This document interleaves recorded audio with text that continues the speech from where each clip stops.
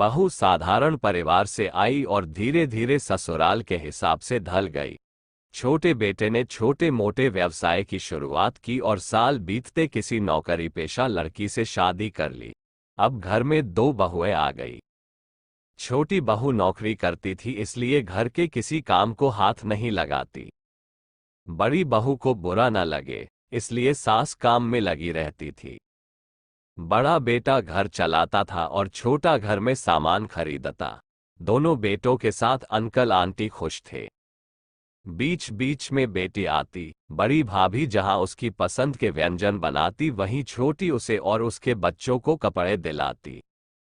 खाना पीना तो एक दिन में पच जाता, लेकिन कपड़े महीनों तक छोटी भाभी की याद दिलाते।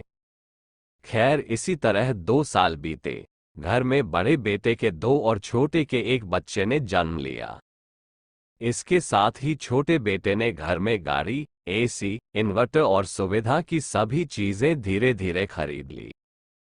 पापा की मित्र मंडली में पांड्या अंकल एक मिसाल बने रहते कि अचानक एक दिन छोटे बेटे ने किराए का एक घर लेकर उसमें शिफ्ट कर लिया।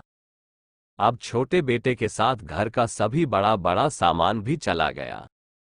बड़ा बेटा जब पूरे घर का खर्च चलाता था, तब छोटा टीवी खरीदता था।